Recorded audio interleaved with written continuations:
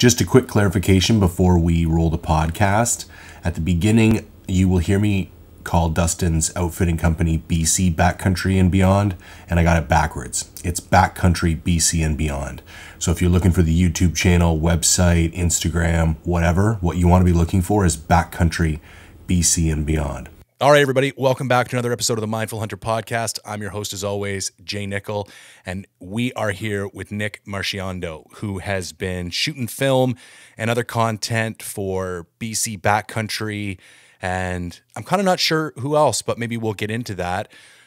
Basically, what happened was, full transparency, I never really heard of Nick, didn't really know anything about Nick. And then BC Backcountry, I know who Dustin is. We've texted a couple times. He's supposed to have come on the podcast, but he's a busy guy. I'm sure it'll happen. BC Backcountry started releasing content this year. And I knew Connor had done some content for him before and some other dudes who were all legit. And like I started watching this content and I'm like, this is really good, man. Like there's good and then there's good. And I'm like, this is really good. And then your name was kind of all over everything. And I thought to myself a few months ago, what was the first stuff you guys started dropping? Was it back in October or November? Was it later? From this season or just in general? Yeah, from this season, I think. Because that's would have been the first time I think you were on my... I've maybe seen your name around from previous seasons, but I think this season is the first time like I'm terrible at watching other people's content. But yeah, no, it would have been November of this year. Okay. Is kind of when we started rolling with that. Yeah. So that's when I would have seen the first stuff. And if you haven't checked it out, where's the best place? Is the BC Backcountry and Beyond YouTube channel? Yeah, on YouTube, Backcountry BC and Beyond, or Instagram, same handle. Okay. It's probably the best way to check it out. And I will say Dustin, and I don't know whose idea this was, if this is a Dustin's thing, but like his idea of treating his outfit as like a secondary content generation machine. And I'm sure there's several like side benefits of marketing and, you know, added, you know, all those clients now have those films for life. Like there's numerous benefits to do that, but I got to give him and whoever else was the creative kind of force behind that, like just brilliant, man, because I don't think enough people, I think more people need to get up to speed with like, that's kind of how things need to be done in this generation. And just before we even get into it, like, I just think you guys knocked it out of the fucking park, man. Like really, really good job. Yeah. I think it's a pretty important thing, especially in today's world. Like, I mean, if you look at a lot of it's a tough thing because I think a lot of outfitters are doing fine right now, right? Like they don't need to branch out into content creation or marketing or social media or anything like that. But I think we are getting to the point in the world where people that are doing that are going to be quite a ways ahead of those who aren't. And so it's definitely been a pretty cool project to be a part of. And yeah, I think it's pretty important in today's world for sure. Yeah, man. And I think it's about, so I'm in business strategy as a career. And I think the idea of like points of differentiation and competitive advantage. And yeah, everybody, if you've got a really unique outfit or some really unique territory or some really unique tags, you're probably never going to have problems booking guys. No. But when you have the ability to offer not only a truly unique experience, but then level it up with all these other things that could be content generation, it could be the type of accommodation, it could be the quality of your guides. Like there's all different areas where you can level up. And I think when you're looking at it as a more cohesive ecosystem like that and an entire experience, like I think those are the guys. And I got to give it to Dustin because I've heard enough stories about Dustin, like through people who, like the dude is driven and clearly has like a strong vision for what he wanted to create and how he wanted to get there. But yeah, he's pretty entrepreneurial, business driven for sure. It's like you're talking about trying to get him on the podcast even for an hour is a challenging to nail him down. Yeah, 100%. So let's back up and talk about you a little bit, and then we'll kind of work our way up to where you are now and the creating of the content for Backcountry, BC and Beyond, which I don't know if we've actually said, but that's also the name of Dustin's outfitting company. So if you were interested in booking a hunt or something, that's also the Instagram page that you mentioned, that was the Instagram page, but it's not just their media outlet. That's also the name of the outfit itself, if anybody out there is looking for them. So what's your background? You know, just before we hit record, you're originally from South Dakota, but like strong hunting family, or that came in later? What's the deal? Yeah, I mean, I grew up in South Dakota, in the States, and I wouldn't say like a super strong hunting family. My dad bird hunted, my grandpa grew up hunting, and that's definitely how I was introduced to it. But it wasn't like this like all consuming thing that we did. It was kind of, weekend warrior kind of thing. And mostly bird hunting, and then kind of transitioned. That's big in the Dakotas, right? Oh yeah, like pheasant hunting. Real big. Oh yeah. It's like the biggest thing there for sure. And then kind of as I got older, transitioned to deer hunting. And then from there, like all my buddies were bow hunting, and, South Dakota has some pretty good opportunities for over-the-counter archery hunts. Yep. So we kind of did that. And then the hunting with a bow meant I got a hunt from basically August 1st to December 31st. Okay. And so that was like a no-brainer over the 2-week rifle season. So I started doing that. And, I was in high school at the time, and this will kind of lead into why I do what I do now. Yeah. But I was in high school at the time, hated high school. I was pretty book smart, but just hated the whole concept of, having to listen to teachers and learn subjects that I just hated. So I was in my senior year of high school, trying to figure out what I want to do. I'm a pretty young guy right now. I'm still 23. And I was in my senior year of high school, and I remember like just deciding that I was done with the whole school thing. And so I kind of decided I was probably going to go to college, but didn't want to right out of the gate. So I started looking at doing a gap year, so taking a year off from high school before I went to college. And so I was doing that, trying to figure that out. And I didn't want to just, take a gap year and go screw off for a year and not really get anything done. So I did a EMT course, like kind of a remote EMT course, kind of trying to expand the things I was interested in and that I knew about, and maybe see if I was interested in the medical field.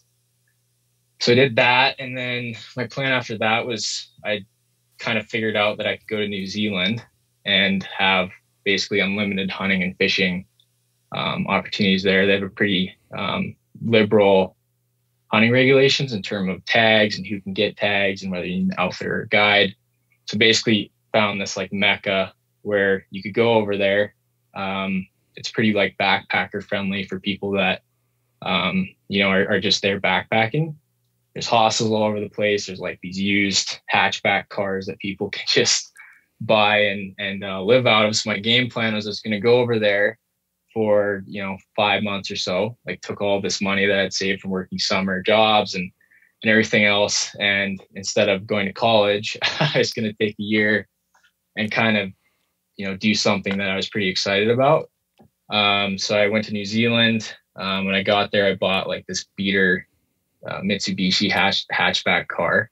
And I brought my bow, fly rods, and just like hunting gear. I love this, man. I love this. Is amazing. And like 2 weeks in, my car's transmission like blew up. And so I was like scrambling, trying to figure that out. Found another car, like all my like disposable income to do like cool things while I was there was just gone. So then I just spent probably the next 4 months while I was there living out of my car, backpacking, fly fishing, doing a lot of like I was backpack bow hunting as much as I could. And then that's where I grew up in South Dakota, so never really had any mountain hunting experience. Right. And then the mountains there are pretty unforgiving. Yeah. I mean, it's a sheep hunt or goat hunt like you'd have in northern BC, maybe with even more rain. Yeah. And I kind of really got thrown into the ringer there, had no idea what I was doing. Had done like a backpack elk hunt before that. And then here I was in New Zealand doing these like crazy, 10-day backpack hunts. And I learned a lot. What's your family thinking this whole time? Like you're just out to lunch, or is it I'm a like lunatic? Yeah, probably. But supportive or worried? Yeah, I think at first they're worried because it was like you're not going to college, you're not doing like this traditional thing, and I kind of had a game plan. It wasn't like I was like I'll figure it No, out. it sounds like even for a young age, you thought about this. It might be a little bit crazy, but it was like linear, and there was everything still was serving a purpose. Yeah, I kind of thought of it as I needed to. I knew that if I went to college right out of high school, it wasn't going to end well. I just wasn't in a good mindset, and I feel pretty fortunate that I recognize that. It's great self-awareness and pretty rare. Yeah, a lot of people don't listen to that inner voice at that age. Yeah, I appreciate that. I think like had I gone to college out of the gate, it would have just been this disaster. Like I would have hated it. I would have dropped out. I would have just tried to do something different. And that would have like completely kind of thrown me off, because to have like a failure like that at such a young age would probably be a pretty negative thing. Yep. So I was like, yeah, I'm going to go and I'm going to do this thing. And I kind of had like this solid game plan of how to make it happen. And so I think they kind of supported me in that decision, because it was like I was so confident in it as something that I needed to do. Yes. And yeah, I think I appreciate that for sure. Because they could have gone the other route of like, oh, this is a bad idea. What are you doing? And I think a little skepticism is a good thing. Like it's their job to like check your assumptions and be like, are you sure about this? But then once you see somebody is committed, being like, all right, if you're going to do it, we might as well get behind you. Yeah. Yeah, for sure. I mean, any 19-year-old that says that that's something that they want to go to, I think anybody should question them in their decision. But I went and did that, and kind of there I realized that I was going to try to build my life around spending as much time doing those things as possible. And whether that was being a guide or, through digital media, I hadn't quite figured that out yet, but I was like, I love this so much. I want to figure out how to spend as much time doing it as possible. So I came back and was kind of faced with this like decision of like, okay, what do I do? And instead of kind of just taking this leap into trying to figure out what I wanted to do, I couldn't get to Canada at the time to guide. And that's kind of where I wanted to guide. I didn't want to guide in the States. I wanted to do these like cool mountain hunts. And so I kind of was faced with this, like, I need to do something in the meantime that's going to fill this hole of, being a productive member of society and like continuing to further the things I was doing.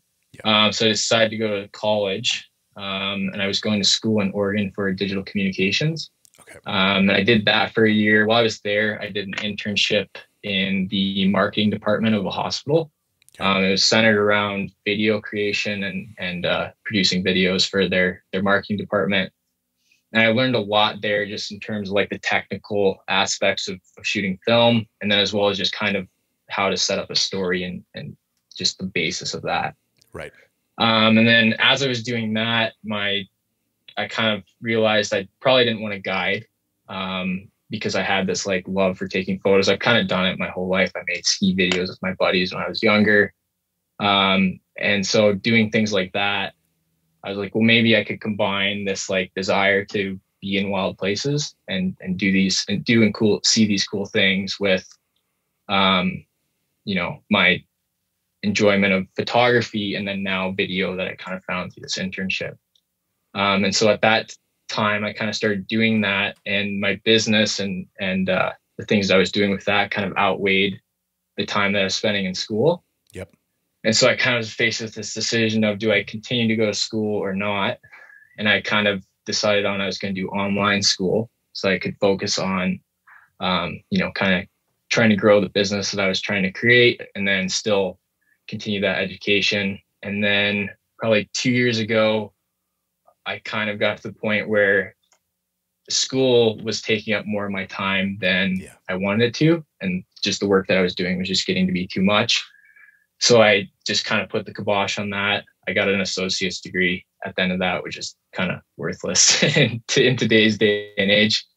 But I mean, at this point, I'm glad I kind of did that because it, I continued to further what I was doing. But, I think I got to the point where I was like, I'm going to school to do the thing that I'm doing right now. Right.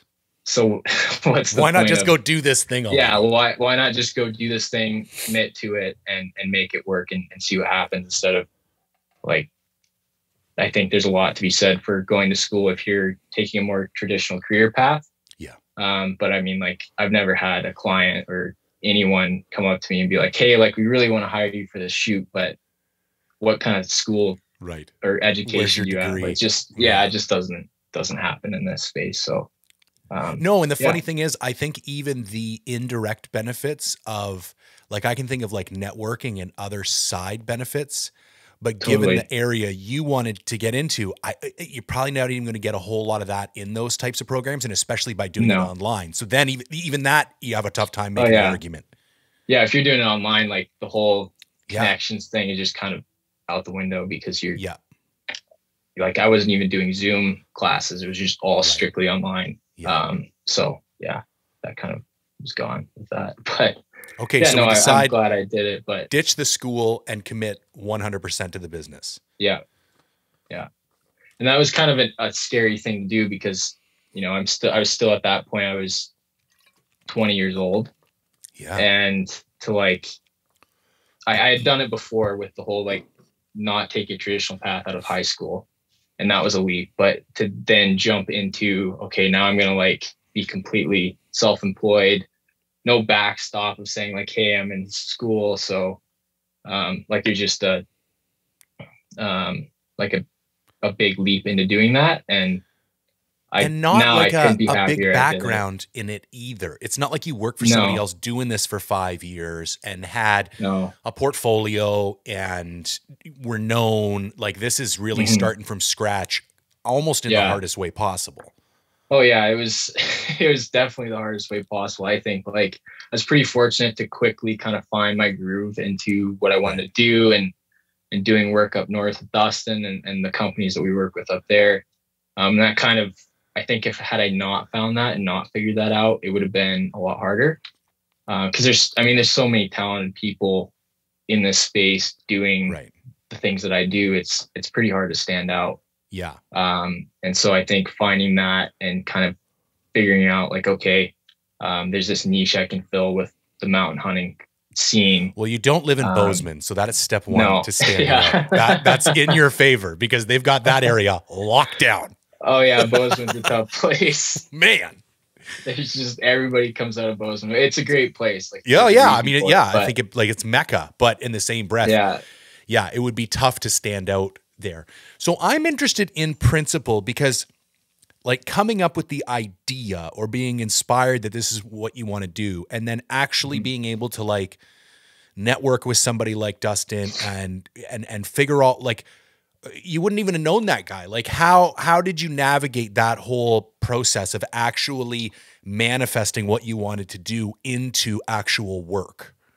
Yeah, I think out of the gate, so several years before that, I kind of went up north. My buddy is a guide in northern BC as well. Okay. And I just kind of went up there with him and just, like, scouted for sheep for a couple days. Just kind of went up. He was driving up, so I drove up with him and did that. Came back home, and that was kind of around the time where my gears were turning on, like, wanting to do this. Yep. And I thought, like, man, I think there's a real opportunity here to highlight the things that outfitters do and the hunts that they go on, and then combine that with, like, the companies like Sitka and Yeti that have kind of driven forward this effort in the hunting industry to produce content and media that's kind of goes above and beyond, like, just the kill aspect of hunting. And so I thought there'd be a really cool opportunity to like, combine those two worlds. And so I made this, like, giant list. I think I still have it somewhere, but there's, like, 30 different outfitters on it in the north. And I was like, I'm just going to cold call and email. Dude, I love this. I love this shit. Yes. I was like, I'm going to cold call and email all of them. Yeah. And I was like, but, like, first, who are, like, the top 5 that I would want to work with the most, either through the connections they have with the industry, kind of what they're about. And I remember I had Dustin, and at the time they were still kind of getting the ball rolling on, like, he had done his leasing of tags and had really built. Dude, his story, which, like, I know just, like, through a couple people, like, what a gangster, man. Like, leasing tags and begging, borrowing, stealing, and getting clients and going over here and hunting those guys' tags. And, like, that dude has he's hustle. All over the place. Oh yeah. And apparently, like, I know legit dudes, like 400 sheep killing motherfuckers, and the things that they have said about the way that guy hunts and like what he brings to the table, like extremely complimentary, like legitimate stud, no joke. Yeah, he's opened my eyes for sure. Like I'll be on hunts, just like I feel like I've grown, and I haven't gotten to hunt for myself in 3 years. But I feel like I've grown so much as a hunter, just being around him and the guys that work for him. But yeah, at the time, like they were just getting the ball rolling. He had just acquired Cassiar like 2 years before that, which is the main outfit that they're running now. And I kind of was like, okay, I would love to work with him, but obviously this is like a pipe dream, right? Like I'm going to go work with a black bear outfitter in southern Alberta, which is like, there's nothing wrong with that. But I was like, I really want to do these cool mountain style hunts. And I remember I DM'd him this like big paragraph, like, hey, Dustin, like this is something that I want to do. Here's kind of like my ideas around it. And I remember I was on a chairlift snowboarding and I got a DM back. It was like, hey, actually, we're like working on something similar right now. Love to talk to you about it. And it was like this, okay, like maybe this is something that is feasible now. So kind of talked with him about that. And then the first year we just kind of rolled into it. And we really didn't have a plan or an idea of what it would look like. And so I think the content that came out of that first year was good, but it was still along those lines. Like I feel like looking back on it, if I were to rewatch the videos, it's like, oh man, there's like no plan here of how this should go or how we wanted it to go. And then the following year was COVID. And so that year I couldn't come up, and that really like stirred this desire in me to like, okay, I'm going to make sure so that in the future I can be up there and do the things that I want to do. And I was fully committed in like kind of the business that I'd chosen to be in and start and everything else. And so I remember kind of July of the COVID year when it was like, okay, I'm not going to be able to go up north. I'm not going to get to do the things that I want to do this year. I kind of started transitioning to, okay, how can I in the future make sure that doesn't happen? So I kind of went through the immigration kind of just the whole immigration system. And so in July of 2020, I started figuring out how I could get up here. So from then to April of last year, I finally got the green light, and I'm up here on a work visa now and working towards living here full time. So yeah. Badass. Kind of a whirlwind. The clarity of vision at your age, like what are your parents like? Like where does that, you got any other siblings? Like this stands out to me. This is not typical. Like there's definitely other individuals who kind of know what they want to do at a young age, but you took some serious risks, and without like reinforcement or confidence based on experience, you took some pretty big steps. Where do you think you got that confidence and drive from? I think most of it was like I have a family that never questioned my decisions. It was more of like, if this, like it might be crazy, but if this is the thing that you think is a good idea for you, then by all means go do it. So that kind of gave me this, like, I think there's a lot that goes on with people, especially in today's world, like younger kids that feel this like intense pressure from the family they have or the kind of the role models in their life of like, you need to take this path. Like, this is what you have to do. And even if that isn't what they have to do, there's this like overhanging pressure, like this is the direction you have to go. And so they don't kind of pursue the things that are important to them or that they actually want to. And then they end up doing a desk job that they're not super happy with. And again, I don't think there's anything wrong with that, but I think you're seeing it more and more where younger kids are like realizing that the internet exists and that they can make money making TikToks or starting a podcast or whatever it is. Like the opportunity to do those things now is so big. And I think at the time I just kind of realized that like the metaphorical fork in the road, like I could go this direction and I could go to college and I could get a degree in marketing and go work at a marketing firm and wherever. Or I could go into medicine, or I could do all these things, but it was this like, what am I going to be happy with at the end of the day? And what's going to be the thing that like, I wake up in the morning, I'm like, okay, what are we doing today that I'm excited about?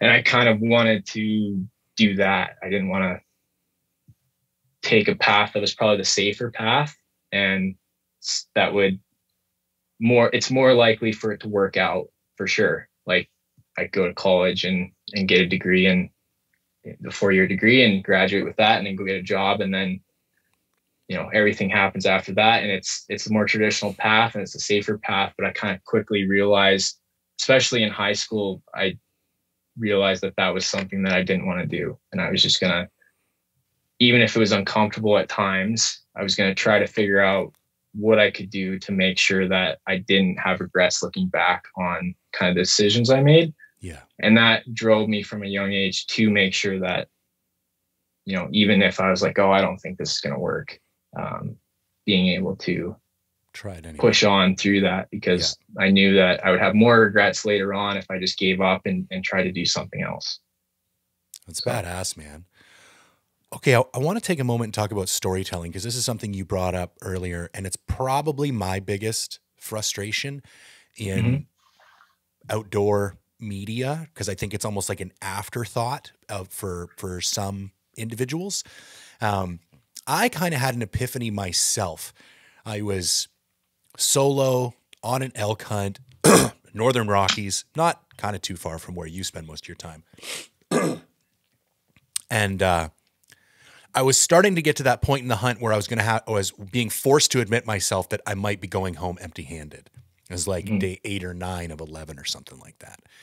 And I had this epiphany, because like the only way you can really build followers reliably is by stacking bodies. Like, I hate to say it, but like that tends to be what drives views and engagement on social media platforms. Like, you just got to look at somebody's grid and be like, go look at how many likes the big racks have, and how many likes the steaming cup of coffee on the rock has. Like it is not even a comparison.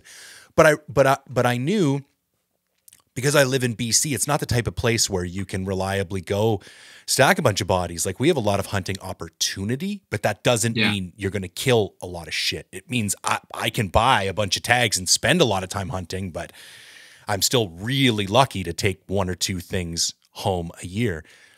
And I realized with the things that really drove me and that I was passionate about, it was like the challenge and the adventure for me.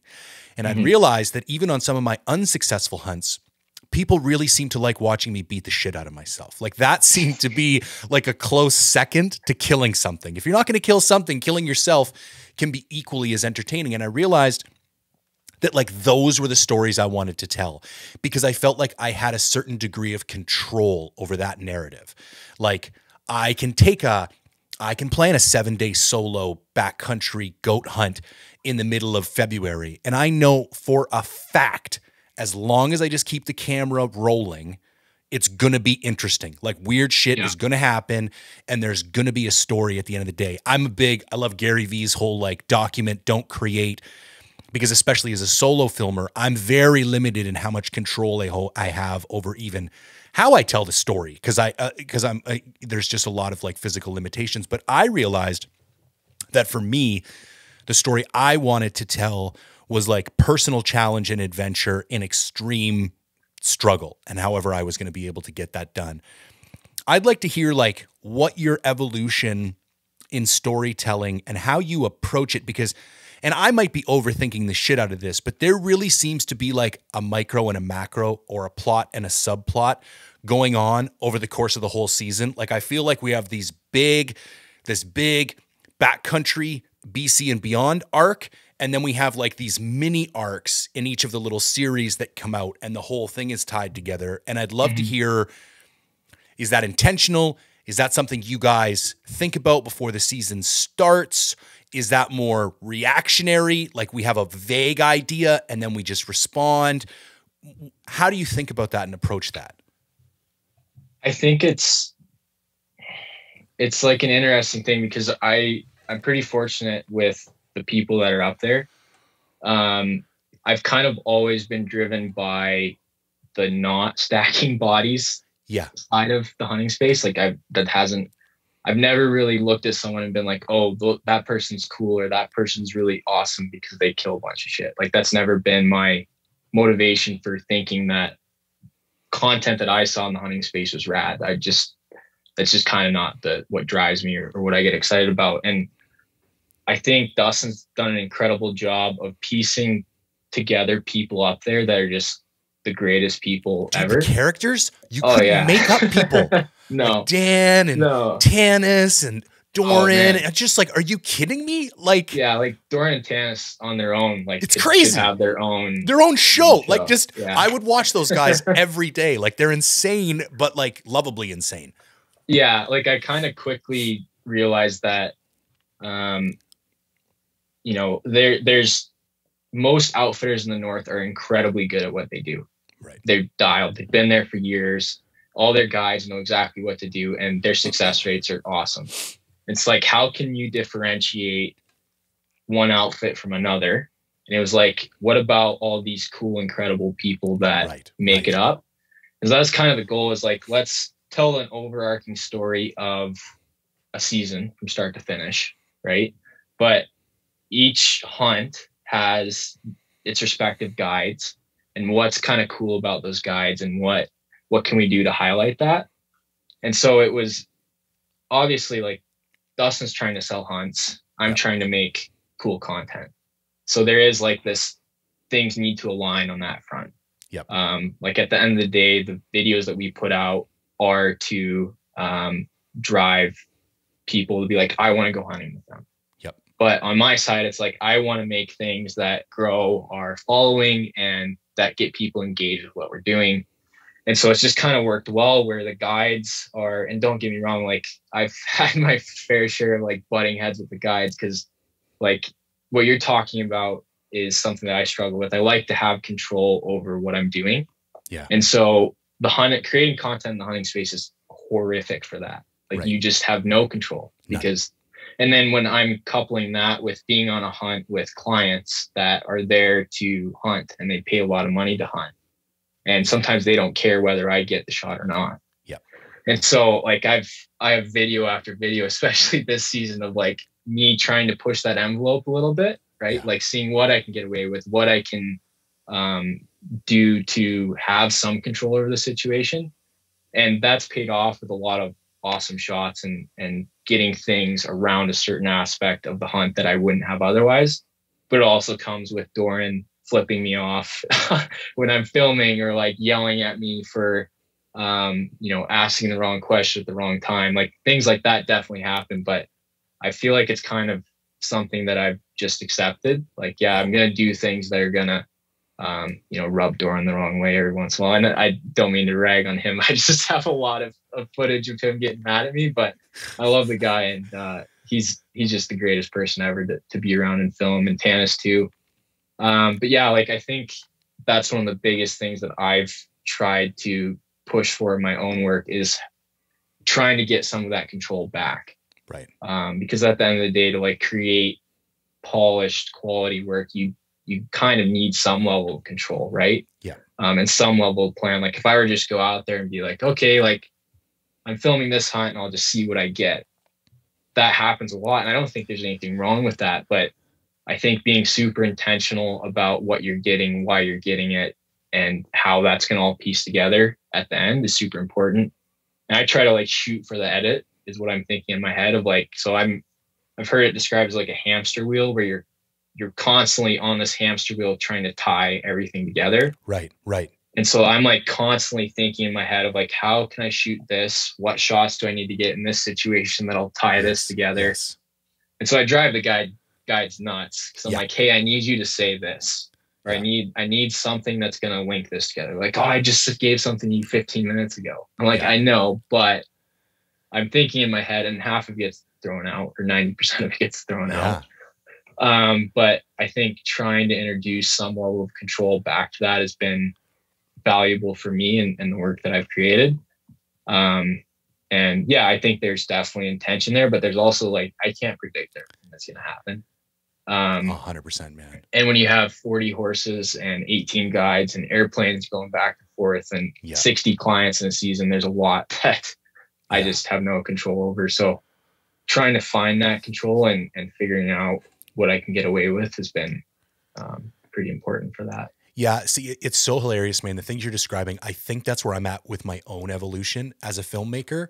Like when I first started doing it, just the fact that I like solo filmed in crazy places was almost enough to get me by. You know what I mean? Like, whoa, that's crazy that not only did you go in there alone, you carried all your own gear and filmed yourself. So it almost bought me a little leeway with the audience. And I did come to realize I can level this up. Like I'm still, even though I can't control the storyline completely, I could be almost identifying like overarching themes that I want this particular story to have, and then directing the content and getting shots. And like you're saying, in my mind, I call things like certain types of footage transitional footage. Because one of my big failures at the beginning is like I would be a place and I would say a thing, and then like I don't really think about it again. And then shit, now I'm someplace else.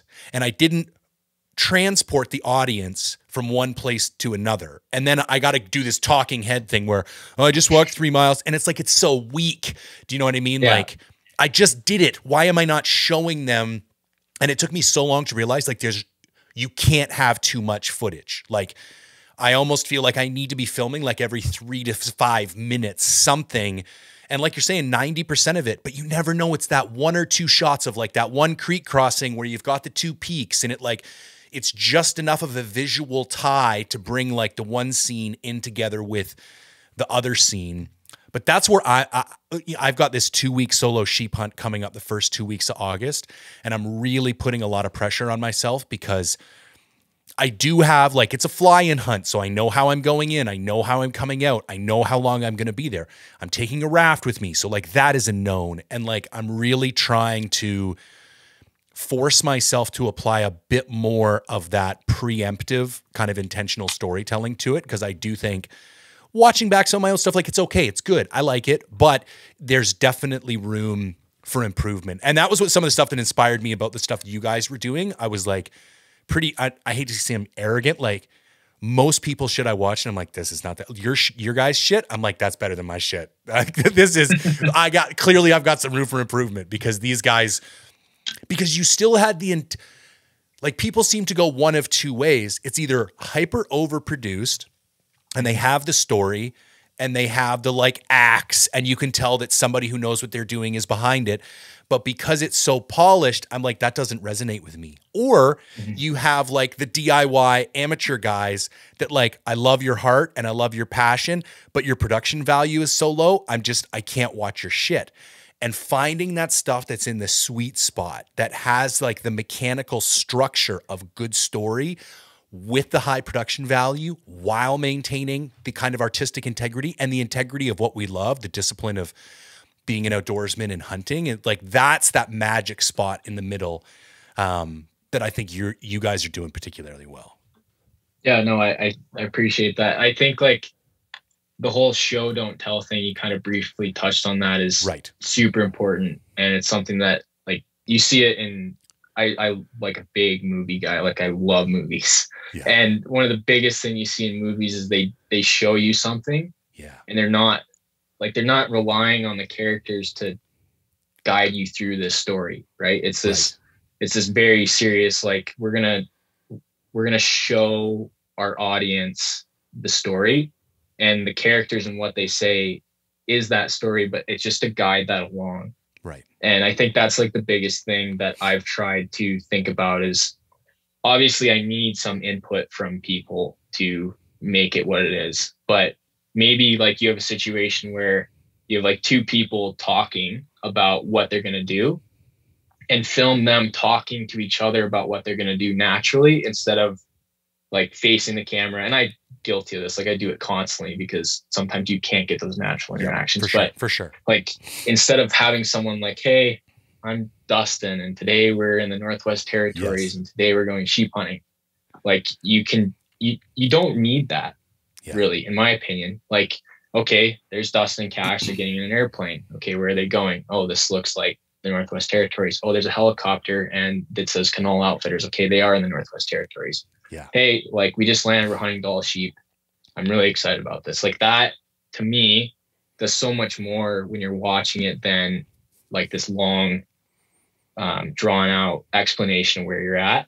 And Yes. that coupled with like, I'm a pretty critical person of myself and the work that I do. So like even the content that we're putting out this year that I'm like really excited about and I think is awesome, I look at it, I'm like, oh man, like we could do so much better.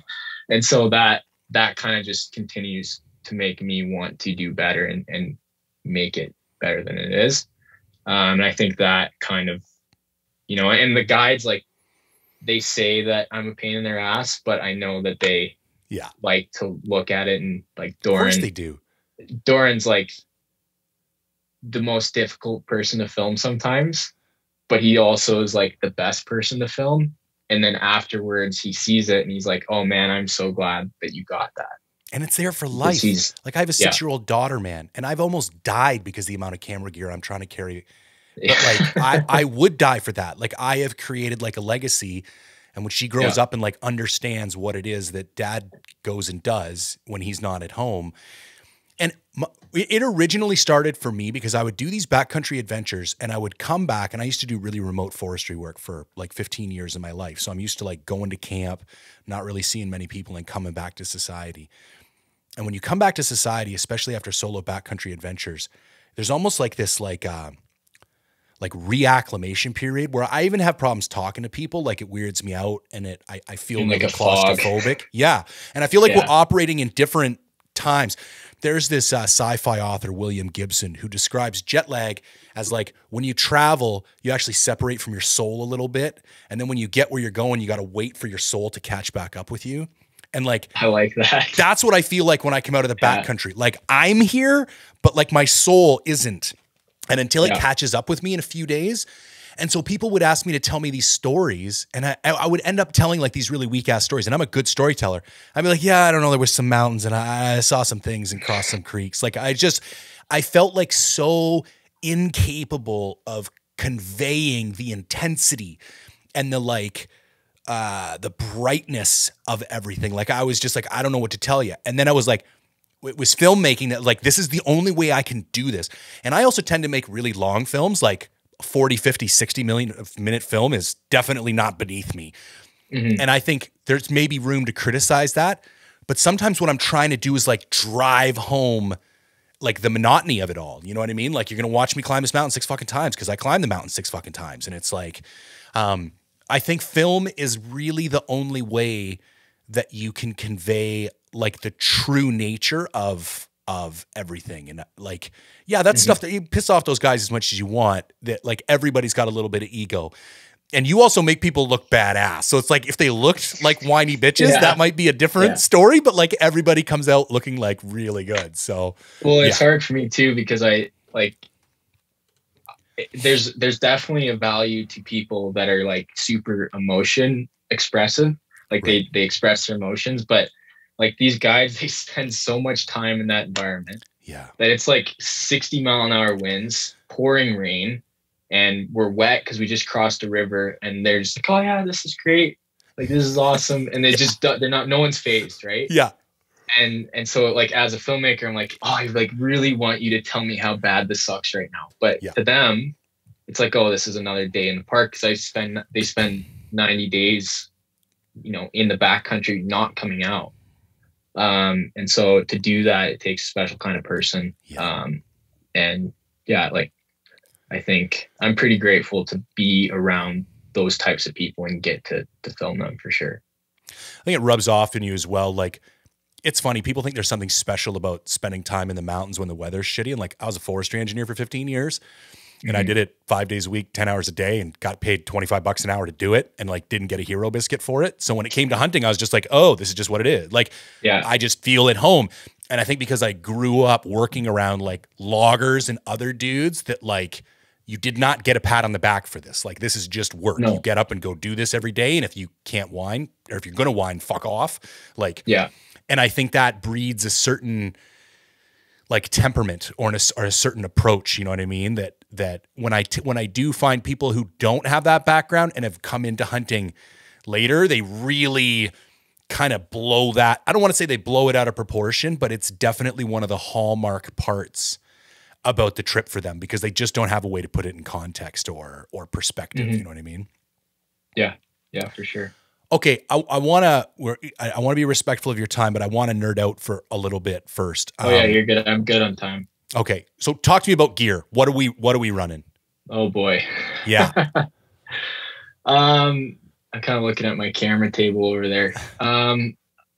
I generally run, so I started on Sony. Okay. And I think gear is an interesting thing, because people will say like, oh, gear doesn't matter. It's like, well, if gear doesn't matter, then like you wouldn't have your, $7,000 camera lens setup. Like you'd shoot on a Sony A6000 and you'd call it good. I shoot on a Sony A1, so you don't need to preach to the choir. Like I very much like gear. Yeah. Yeah.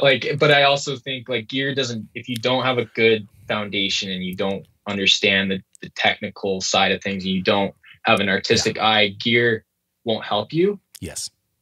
And it won't hurt you. But if you know what you're doing, gear will 100% help you, because there's technical things that make up cameras that produce a better image. I think that's a great way to put it. Yeah. Like gear is important, but if you're just starting out, like all the professionals are going to tell you gear doesn't matter. And I think it does, but if you're just starting out, don't think that it's going to make you better. Yeah. It'll make your work better once you have a really solid grasp on everything. Yeah. And it'll make your work look more professional. But so I shoot right now on Canon mirrorless. So I have two Canon R5s and an R6, and that kind of is like what I do most of my work on. Okay. Like the new mirrorless bodies that have come out in the last 3 years are unbelievable, bro. You're breaking my heart a little bit. You switched out of Sony, but it's okay. We'll let it slide. The R5 is a nice camera. I understand. I had some serious problems with Sony's and their durability, and I know tons of people that haven't had that issue. But I did. I went through 3 mic inputs the first season I was up north shooting Sony's. I've had the exact same mic input fixed on my A7 III before I upgraded to the A1. So that season, I went through all the mic inputs on my cameras. The last week, I couldn't record audio. And then on top of that, 2 different cameramen that were up there both went through their mic inputs. They were up there doing TV shows or for a private client or whatever. Both their mic inputs went out. Yeah. And I was just like, I'm not doing this. I went through 2 lenses, and they've definitely gotten better. And I know people who have had 0 issues. Like I know Foss shoots on Sony and Drake shoots on Sony, and like all these people shoot on Sony, no issues. But for me, I just didn't want to deal with it. Yep. And then at that time, when I was deciding that, Canon kind of launched their new mirrorless line, and they really knocked out of the park with video, especially, which is really important to me. Yep. And like, if we want to go really nerdy, I don't know how nerdy. Oh, we want to go nerdy, bro. Yeah. Okay. So there's a difference between like your bit depth in video. So there's 8-bit, 10-bit, 12-bit, 16-bit. And when you're getting in like 12-bit and 16-bit, you're shooting raw video. And then, but previously, like you couldn't get 10-bit video unless you're shooting really a cinema camera. So you're shooting like a C200, you're shooting a Red, you're shooting RE, whatever that was. It was hard to get a quality video with a lot of color data.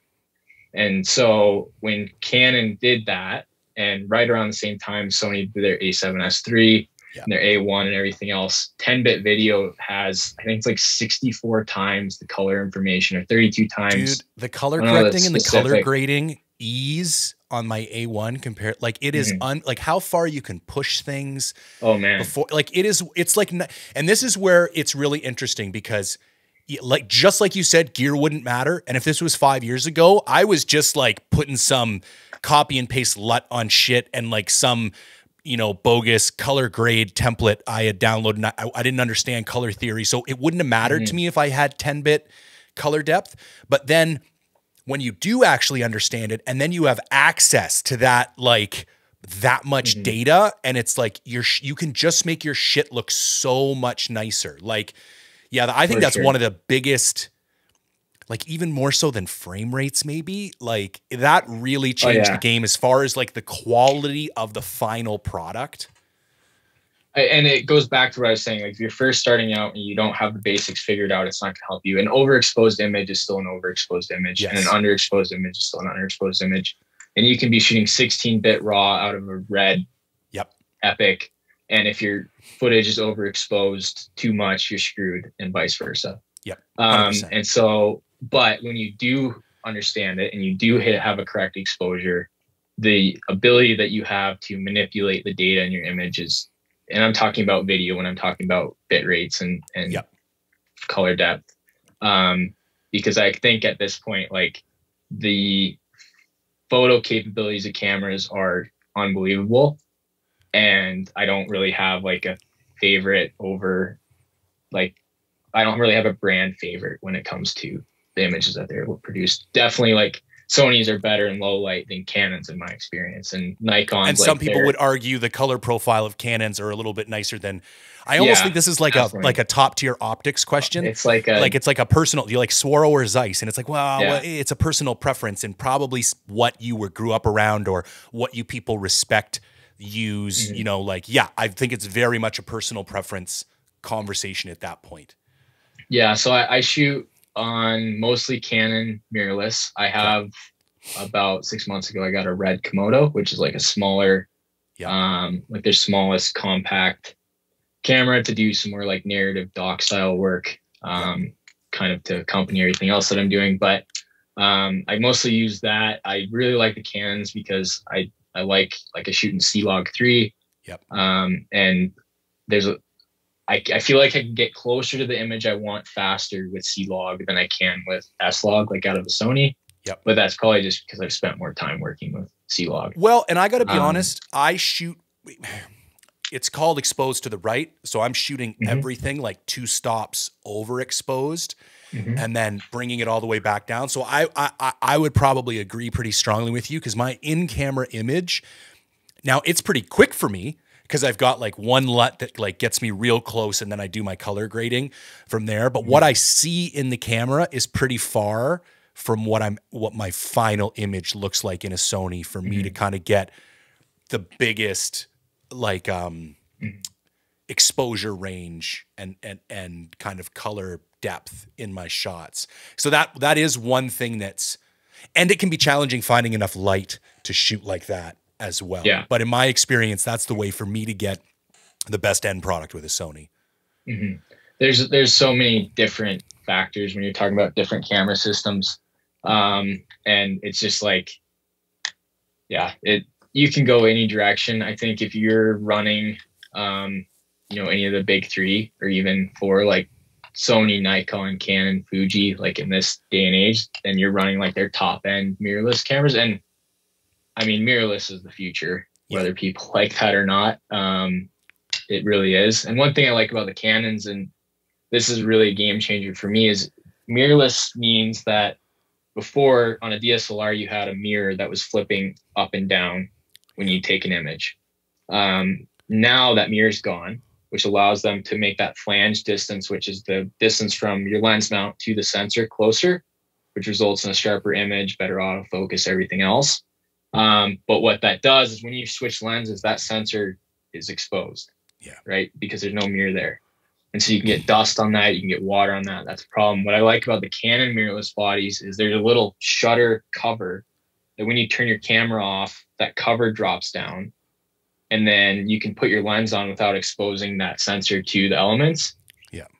And being in an environment up north where it is very unforgiving, and if I get a dust spot on my sensor and I'm usually not running a big monitor, it's hard for me to see that dust spot on there until I'm in post. And there's just this one blob in it's the worst, man. They finally changed that on the A1 too. They put the shutters on the A1, but I think that's the first camera they've done that on. And I was like, even in my A7 series, I'm like, this is insane. Oh, like, it's no brainer now. Why is this thing open to the environment? Like, this is crazy. And I mean, it still happens and you still get those spots, but it's so much, it's reduced so much with that. And that's super important to me. And then just lenses, I kind of go back and forth between primes and zoom lenses. But I'm really becoming someone that likes primes a lot just because I'm able to have, a wide aperture. But kind of my go-to on a hunt is I don't like to go wider than 24 millimeters. I just don't really like that wide look. And even 24 feels super wide to me. So I like to have a 24 to 70, and then a 35, 50, and then a 70 to 200 or a 100 to 400. Just kind of have that long reach capability. And then sometimes I throw in an 85 or 100 macro, depending on kind of what I'm feeling. And then like if I know there's gonna be like a tight bush plane that like I need a specific shot, sometimes I'll bring like 15 to 35 or just a 15 or 14 prime. But yeah, like I find myself shooting on like a 35 and then a 50 a lot. And then like sometimes if I'm doing like a horse hunt and weight isn't a huge issue, I run a 24 prime as well. To do like nighttime time lapse stuff with that wide 1.4 aperture that comes with a 20 or just a prime in general. And then like the biggest thing is if you're going to be shooting video is having ND filters. Because if you want to take advantage of a prime lens that can stop all the way down to 1.2 even. And like, if you're shooting video, this is probably more of a beginner thing, but you have like your shutter rule. So if you're shooting 24 frames a second, your shutter has to be double what your frame rate your shutter speed has to be double what your frame rate is. So I'm shooting 24 frames a second. My shutter speed has to be 1/50. It doesn't have to be exact, but that's kind of what you're doing. And so if you're shooting, I don't shoot a ton of slow-mo. So if you're shooting 24 frames a second and you have your shutter speed at 1/50, that's a lot of light that's being let in the camera as it is, because you're only at 1/50. And then if you want to stop down to 1.8 and let even more light in, you need an ND filter that's basically going to be sunglasses for your camera lens and just blocks on that light coming in. And so I run like Polar Pro ND filters. That's been kind of a big help with that. Just constantly, I need to be able to do things quickly. And so having a variable ND filter is pretty nice for that too. Yeah, I picked up the Peter McKinnon Polar Pro. I've had it in my bag for a while. Again, being solo, sometimes I make compromises in quality just because like I only have so much time and I don't want to stick things on and off. But it's funny how similar of a lens game. Mine's just simpler. When I used to only carry one single prime, and it was almost like a creative challenge to me, and I did everything on 24 mil. And because it was wide enough that I could vlog with it while walking, but it was still enough that it would give me, like, it wasn't fisheye and it wasn't a 14. And then I was up in the Rockies on a solo elk hunt, and I was like 80 yards from a caribou for like half an hour. With just a 24. Bro. And like I get home and I can't even see the caribou. I got nothing. I got red bush. That's all. And I'm like, are you? And I was like, all right, what lens are we already ordering? And so I moved up to the 24 to 70. And at that time, the Sigma and the first generation G Master were kind of identical, but the Sigma was like $1,000 less.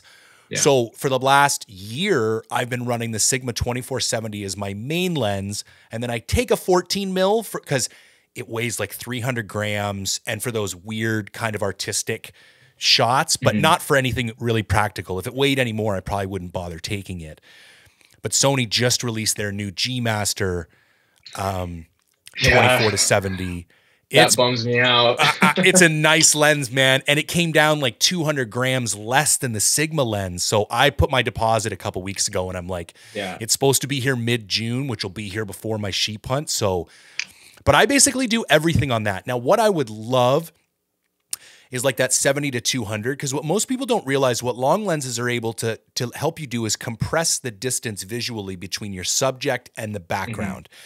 And so Foss is the master of this. These like epic dudes hiking on a ridge line with this crazy, you know, cliff behind them that in reality, that cliff looks like it's 3 miles away. Oh yeah. But because he's zoomed in at 200 mil and he's compressing the shit out of it, it gives you this like it's just a beautiful shot. And it's such an epic. And I would love to be carrying something like that around, but there's just no way. And my thing is, I do most of my long lens stuff with my spotting scope and phone scope, because there's just got to be some compromises made. But if somebody was going to ask me that either 70 to 200 or the 100 to 400, because it's just going to give you such a different look than the 24 to 70, which kind of, if you have to make a compromise, it will give you the ability. But I'm with you on primes, man, because like I seem, even with my 24 or 70, 90% of the time I'm either 24 or 70. Like it's weird that you don't, your brain, I think, likes to think in frame sizes, like predictable composition areas that you're used to, which is, I think we see in 35 mil or something like that, which is why I think it's 35. Comparable. Like I think it's 40 millimeters or something. But that's one of the reasons why I think that lens is so popular, is because it makes things look like we're used to.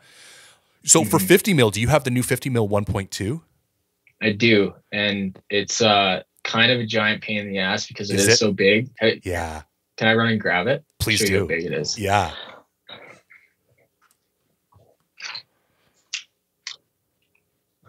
So like for comparison, and this is what bothers me, because primes are so awesome because they used to be so small. Yeah. Right. But like this is my 24 to 70. Yeah. And this is my 50. Whoa. On a camera. It's huge. Like it's giant. And it's frustrating because it's like, this is the same. It weighs more than my 24 to 70. Yeah. And like that's a giant prime lens. Yeah. To have. It's huge. But like I shoot at 50 millimeters so much that it just has become this like. That's one of the lenses that almost makes me want to shoot Canon. Like that, the buttery shots that people take with that is just insane, man. Like having a 1.2 is pretty awesome.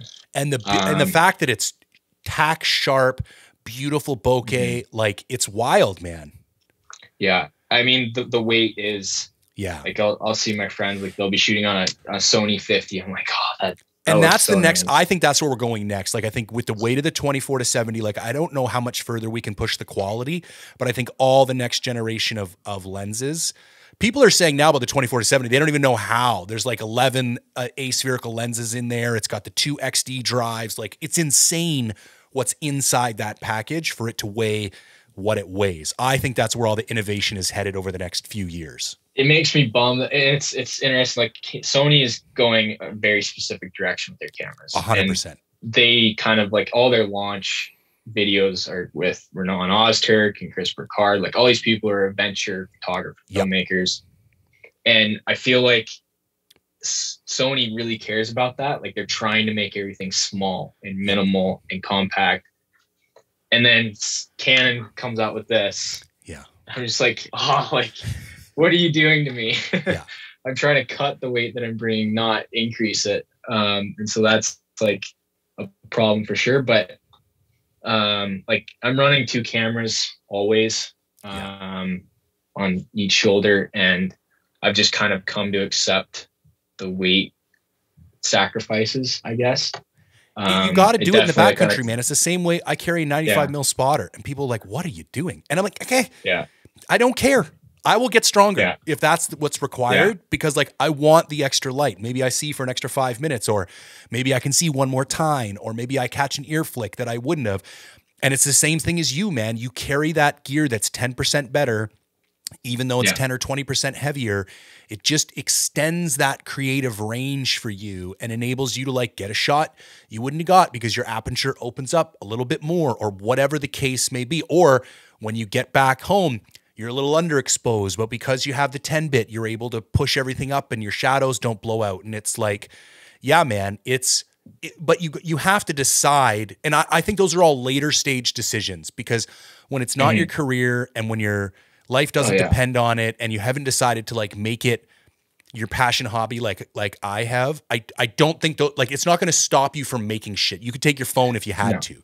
You'll still be able to honestly, make the shit. difference between 1.2 and 1.8, like I would never in a million years ever recommend that someone who's starting out get a Canon 50 1.2 prime. Like it just doesn't, it's not applicable. And I don't even know if it's applicable to what I'm doing, but the reality is, like, if I'm bringing 2 lenses, or I bring 2 cameras and there's a lens on each always, then that just means I only have 2 lenses in my backpack. Right. Which if I'm not bringing a spotting scope. And you don't carry a weapon, right?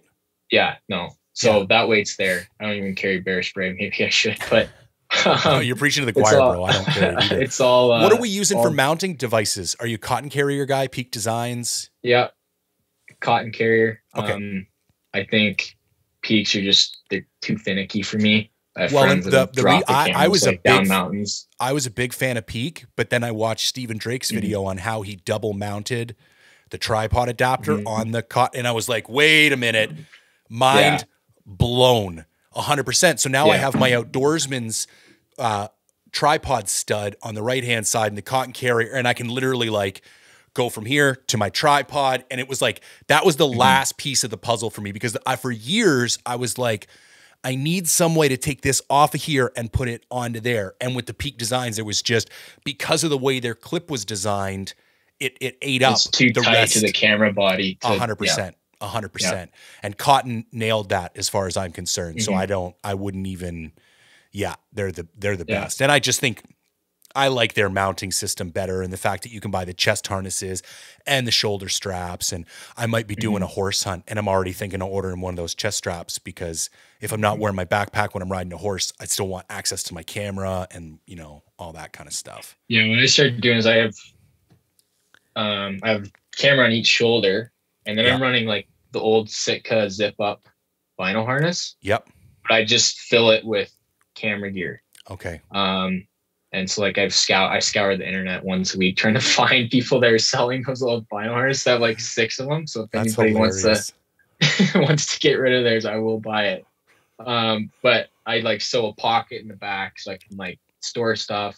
Yep. And like it fits 2 batteries on each side. So I never have to go into my backpack to get something like on a sheep hunt. I don't have to drop my pack, unzip it to get my ND filter or battery or whatever. And so that's been super valuable, being able to carry both cameras on my shoulder straps, and then having that vinyl harness. And then like with cotton carrier, you have that little like side attachment that you can mount it in. And I just clip that onto my vinyl harness. So if I do drop my pack, I have somewhere to put the camera. But yeah, I kind of try to stay away from Peak for sure. Yeah, they do some cool stuff, and that new tripod they came out with is dope. Like, I think they're an interesting company, but again, I just don't think they like nailed it for the outdoor space. And I think Cotton Carrier did. Yeah. And it's all personal preference too. Like, like it'll work. And I ran the Peak stuff for a while. I like it. It still does. It still does what it needs. It works. It just, in my opinion, doesn't work as well. Okay, we're gonna wrap up here with a couple of IG questions. This first one I find incredibly hard to answer, because I get it all the time, and because I'm a moron who likes to spend $10,000 on a camera body. I have no experience with a budget. Ideal setup for a hunter looking to purchase their first quality camera, body and lens. So if you were going to, like, if you're just a hunter and that's all you want to do is document your own hunts, I would actually steer someone towards a Sony RX100 series camera. Yep. That's kind of what I first started doing. And I think that camera for the size, and the biggest thing is, like, if you're on your own hunt and your camera's in your backpack, you're not going to get, like, it's a waste of weight and space to me. Like, you want your camera out there and accessible. And if you're gonna have a big camera on your shoulder strap, even that's a pain in the ass. So I would actually go with like a Sony RX100 IV or V, like 4 or 5, and just run that like in your hip belt pouch. And the capabilities of that camera is unbelievable for its size. Now, if you want to like get into like lenses and interchangeable lens mounts and kind of have more control over your image, I would probably go with like a Sony A6500. That's a really good camera, or like a Canon RP. Those are 2 like smaller body mirrorless cameras that still have some pretty incredible capabilities. And then for a lens, I'd probably just go with something that's going to cover like a big range. And I'd probably go with like a 24 to 105 because you have that range. It's cheaper, it's smaller. And that's going to be kind of your higher end of that, or just, get a 50. Like, I would get like whatever body you wanted to get, and then like the best 50 you could afford. Because it's small, it's light, and that's kind of the direction I would go with that for sure. I like it. The only thing I'm going to add, and I had to learn this over time, is that your glass is more important than your body.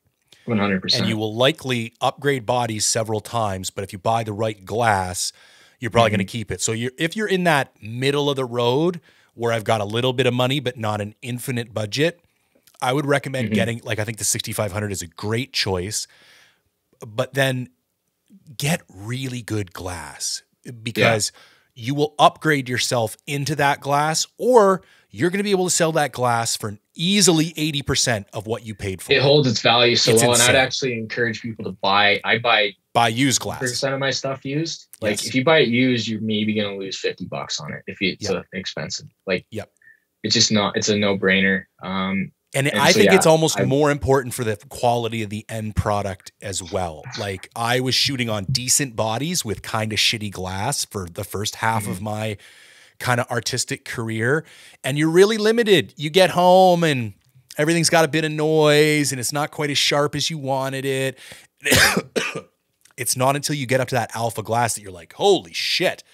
Like, so that's the only other, but again, if there's nothing like, listen, if you're just starting this, like the 6500 with the kit lens that goes up to 105, like that's going to work. That will get you partying and you will be able to make some super cool shit. But if you're at that next level where you got a couple bucks, I would get the alpha glass, because and everything on your camera just works better. Like, your autofocus is going to be quicker and your colors are going to be sharper. And it's like, it was glass made for that camera by those same people. And I think that's a really big deal. I would agree. A hunt or trip you have not filmed, but you would like to? I really want to do like a Himalayan like blue sheep hunt. I don't even know what that is. I might not even be. I think it's blue sheep. Yeah, it probably is. There's lots of shit I haven't heard of. Yeti did a film on that several years ago with Cole Kramer. Yep. And I've always kind of really been fascinated with like the world outside of hunting.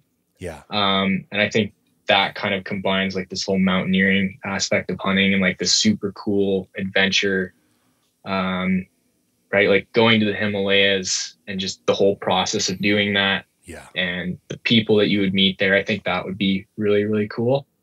I think that's probably like up there with something that I really want to do. But I also think like a Dall sheep hunt in Alaska, I just haven't gotten the chance to do that. Yep. And I think there's something special about Alaska and sheep in general. Yeah. So I think that would be pretty cool. But I think those would probably be the two.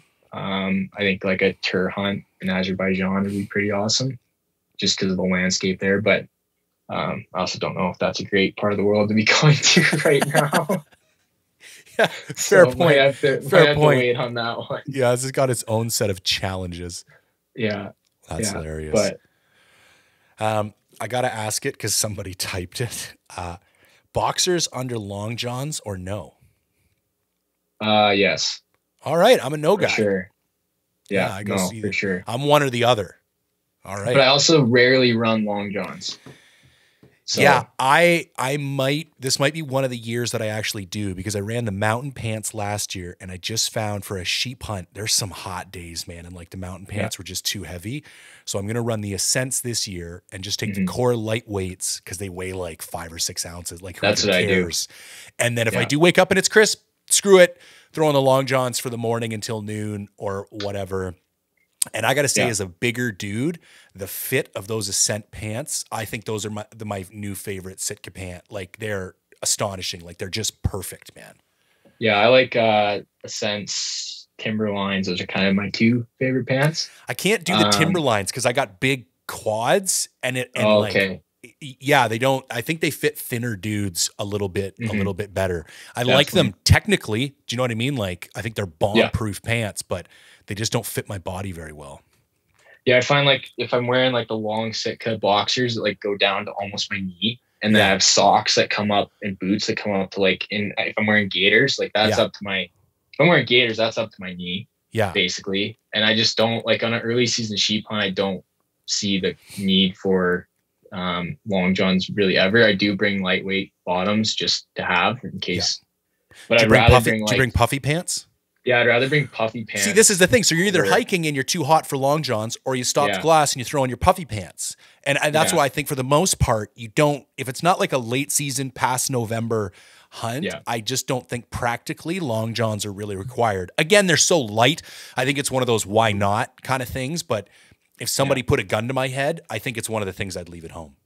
Yeah, I would agree. I think like the combination of puffy pants and no long johns, like if I'm moving, I'm not wearing long johns because like it's just insane. And if I'm not moving, I'm immediately putting on puffy pants if it's cold enough.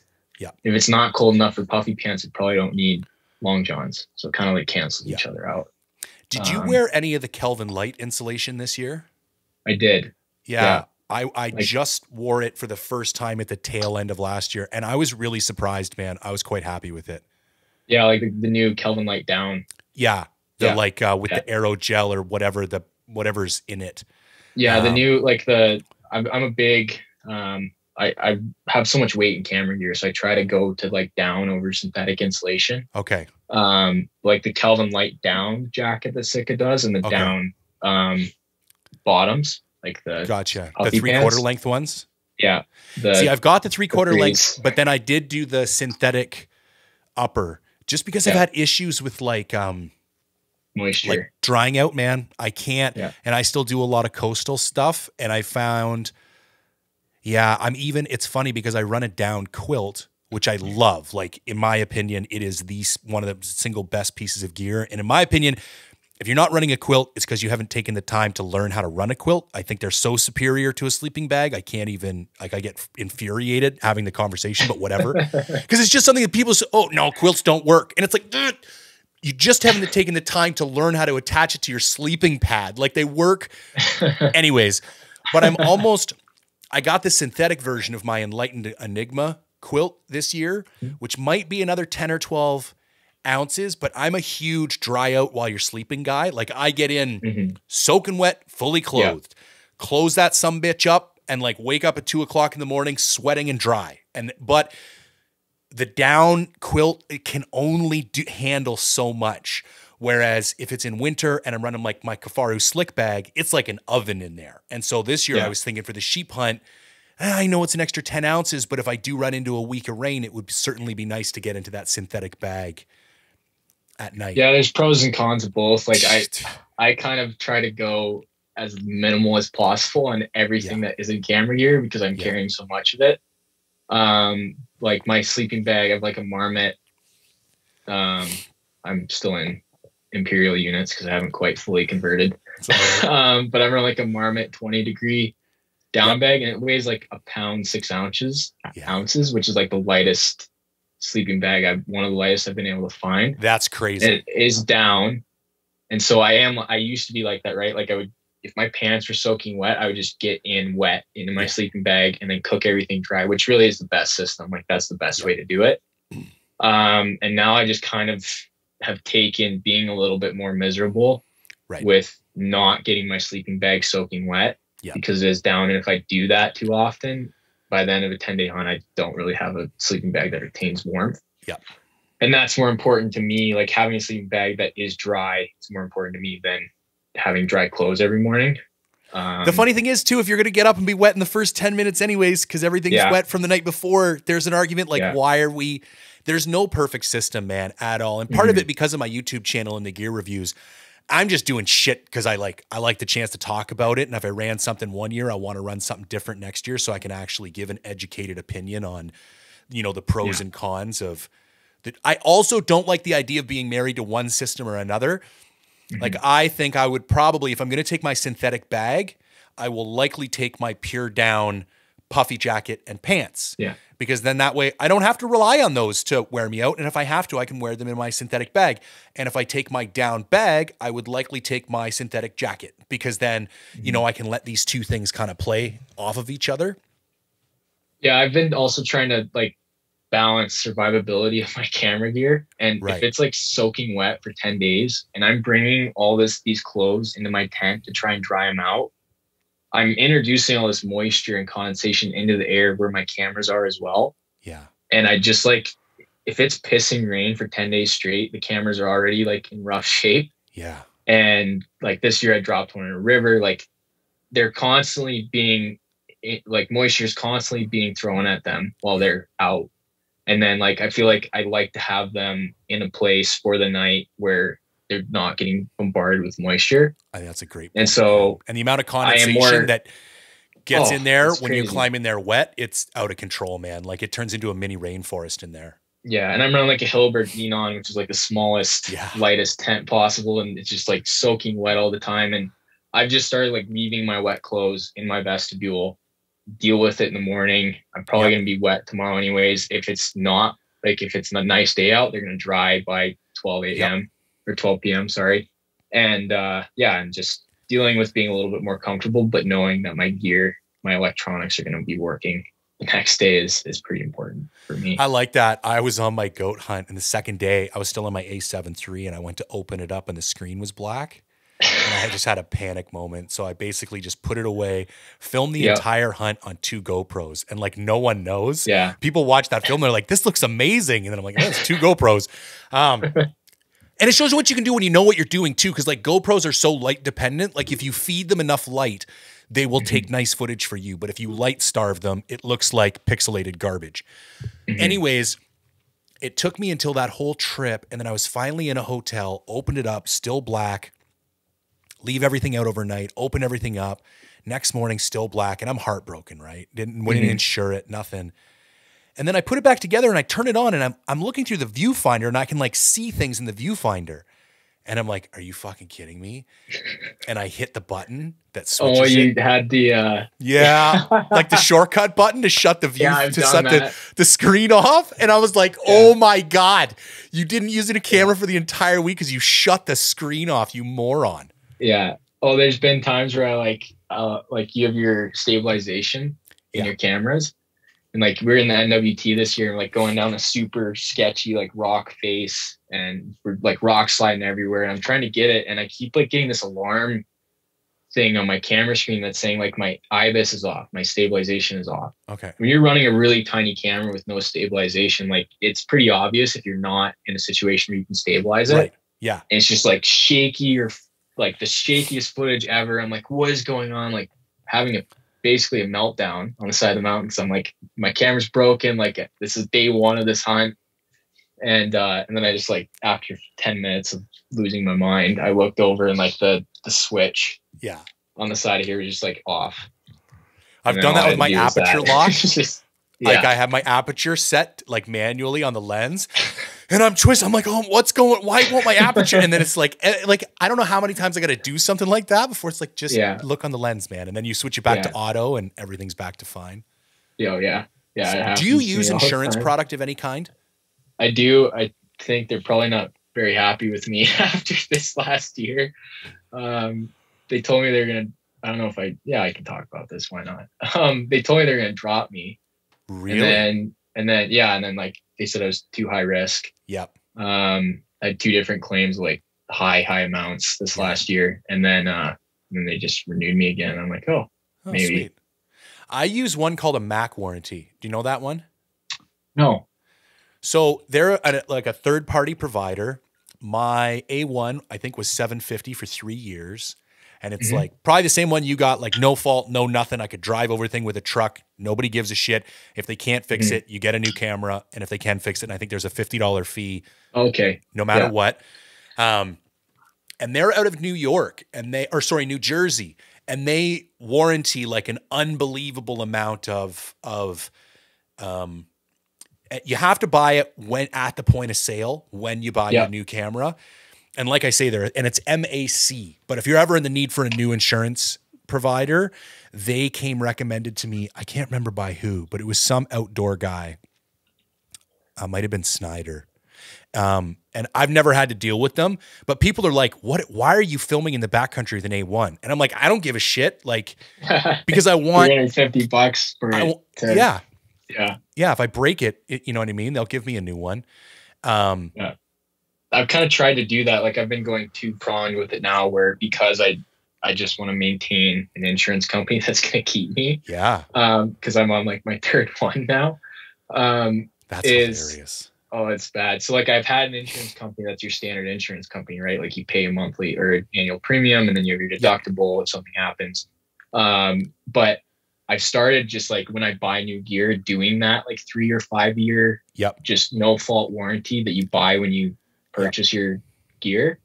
And then I have like my underlying, like, I don't know what I think it's like 20 grand of gear insurance. So like if my whole Pelican falls out of a beaver into the lake, right, or like all of my camera gear, or your car gets broken into or something like that. Like something like that, like something disastrous, will cover that. And then, so there's peace of mind there. But yeah, like all the new pieces of gear I bought that underlying warranty. Cause if I have a $2,000 lens shit the bed, like it's almost not worth the hassle of going to insurance and like paying the $500 deductible. And then that is a ding on my insurance and then they might drop me. And it's just, at this point, and I think they've got to the point now where they've run the numbers so well that it's like a no-brainer. I think once you get up into that Alpha series, full frame bodies and lenses, like you're paying so much that it's just, and especially if you do what we do, like if you're taking wedding photographs, I mean, fuck it. As long as you have house insurance in case your car gets broken into, I don't think you're going to drop a body. You know what I mean? Yeah. But if you're doing this stuff like we are, like planes and rafts and hiking and like, and even the dust and everything else, like I think it only makes sense, man. Yeah. Yeah, for sure. Okay, so just before we wrap up, what's the plans for the year? Like, I'm assuming you guys are kind of like probably starting to go through prep, like season's a couple months away, man. Yeah, that's kind of what I've been spending the last couple months on, like continuing to put out video content on our end. But yeah, just kind of having an overall plan of what this year looks like. Nothing crazy different. Yeah. I think like from the Backcountry BC and beyond end of things, we're going to try and dive into a little bit more of like the characters and some deeper things on what goes on there.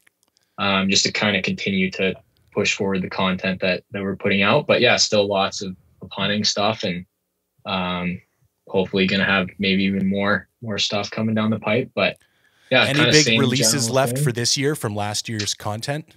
Yeah. Hoping for next week, we'll probably do kind of a 3-episode series. I say next week, it's tentative, so no one come yelling if it's not out yet.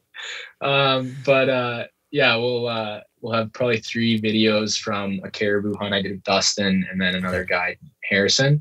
Yeah. And so we'll be doing that. And then I was on a lake hunt at the end of the year where we went moose hunting. And so there will be one of those.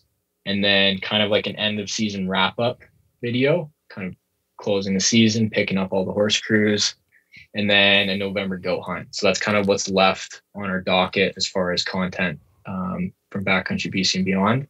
Dude, your data management must be wild. Oh, it's a nightmare. Like, at this point, the amount of cards and data and backups and holy shit, man. I think I walked away from last season with 19 terabytes. Oh my God. Which is just, it's insane. And like, how many cards are you taking on a given hunt? Are you CF Express or SD? Yeah, I have to run CF Express on these Canons. Oh my God. I don't even want to know what you've got invested in CF Express cards, man. It's crazy. I'm like looking at my cards over there. So I have about 2 terabytes of CF Express cards, which is a giant money investment on its own. Huge. But that's more than most people's frame. Like body. Yeah. Oh yeah. Like I have a bot like an R5 sunk in just CF Express cards. Yep. But that allows me to shoot that higher end video, all like 4K 120 frame rates and 10-bit. I can even shoot 12-bit raw on this if I wanted to. Yeah. 8K. And that allows me to have that flexibility. And then if something were to happen, like, oh Nick, like plane's not coming for 3 more days. Yeah. I'm not like rationing footage. I even do with 2 terabytes sometimes. But and that's not even writing the 2 cards. So I'm filling 2 terabytes on a hunt of just footage. And then I have SD cards for photos. And that's kind of how I manage that on the Canons. One card goes to video, 1 card goes to photo. Cool. kind of sketchy. There's not a backup of the two. Yeah. Like, knock on wood. I haven't had never any lost issues a yet, card, but man. I know a lot of people like Nick Treeherne is like super obsessive about double cards. Stephen Drake is super obsessive about double cards. And again, I don't do this for profession. So like the only buddy I'm going to piss off if I lose some stuff is me. So maybe I would do it differently, but I've literally never, I just last year switched over to all Sony Tough cards. So I am SD cards, but they doubled the cost. Like I think I'm $300 for 128 gig. Yeah. So it's not cheap either. But I don't have to carry the amount of, like if I end up with even 3 or 4 hours of filmed footage by the end of a 10-day solo hunt, that's a lot. Where it's like 2 days for me. Yeah, I'm sure you get way. And part of that is opportunity. Like when I actually got to go a sheep hunt last year with 2 guys, it was so nice to be able to like film other people and take photographs. Like it's just, you can only film yourself like so many ways. Do you know what I mean? Like, what are you going to do? And I kind of have this like philosophical objection to the walk ahead, put the camera, walk back. Like I love Remy Warren, but like, dude, I know you just walked up there and put the camera there. Like suspension of disbelief has been suspended. Do you know what I'm saying? Like you took me out of the story because you did that. Because how the fuck else did that camera get there? You're by yourself. So because I don't do stuff like that, it even limits it even more. Yeah, it's a tough game filming yourself. You kind of either have to, just have to make the decisions on what you're doing. And whether that's you're going to run ahead and set up tripods to get a different angle, or you're just going to strictly film yourself. Like, I don't know if there's a wrong way to do it, but it's just like you're so limited on what you're able to do. I've gotten better, and I've got a lot better with GoPros. Because one of the biggest learnings I got is I took a mountain bike handlebar GoPro mount and I attached it to my end of my trekking pole. Yeah. And then I can fully extend my trekking pole. And like, if I hold it at the right angle, my arm's not in the shot. And I actually get this, like, it looks like there's a dude standing almost 7 or 8 feet behind me with a camera. And depending on the angle I'm walking, I can get some really cool transitional footage that way, where you'll get like, I'll be on a crazy ridge line and you'll have the earth dropping away beside me and the big cliff off in the distance. But it's all just experimenting. And I do a lot of head mount GoPro stuff. I always carry 2 GoPros, and one is usually either mounted on a head strap on my head or on the trekking pole. And then the second one I have on a Joby Gorilla Pod with the little bendable legs. Yeah. Because then when I get anywhere, like, I'm going to do a tent setup, I just wrap that around a couple branches, get a little time-lapse footage or if I'm glassing, I can go set it up on some rocks and get some time-lapse footage of me glassing. And I think that's the secret with filming yourself, is have a couple different tools at your disposal so you can, and especially with those GoPros, you don't care about them as much. Like if it's going to rain, fuck it, set it out, you get some footage, it looks good, great. If you don't, also not a big deal. If you're walking through the snow and you got it on your head, who cares? It's going to be fine. Whereas like it's a little bit different when you start talking about like those big bodies. They're durable, but they're not that durable. No. Yeah. I dropped, I went for a swim with both my cameras mounted to my shoulder straps last year. Oh my God. And drowned 2 lenses, but the body survived somehow. Okay. Like I have full submersion in a river with the cameras on my shoulder strap. Like my 7200 had standing water in it. Like I could do this and like water was like, it was bad. And somehow like both Canon bodies made it out fine. But that's a testament, bro. Yeah, I'm still kind of surprised. I'm like waiting for maybe there to be some internal damage, and on a middle of a hunt, it's just going to be just be dead. But so far so good. I think the big thing is if that happens, is to pull out the battery and not connect it to power until you're so confident that it dries. Because water in itself isn't necessarily bad, but water combined with power is what's going to ruin. And I think that did I break it? And people want to turn it on. Yeah. Like, it's fine. It's fine. And it's like, if you can stop that's like, even though it was like in my own head, the moment I took my A1 out and saw that black screen, I was like, we're done for the trip. It went in the camera case, got locked up, went in the backpack, and I never touched it again until it was done.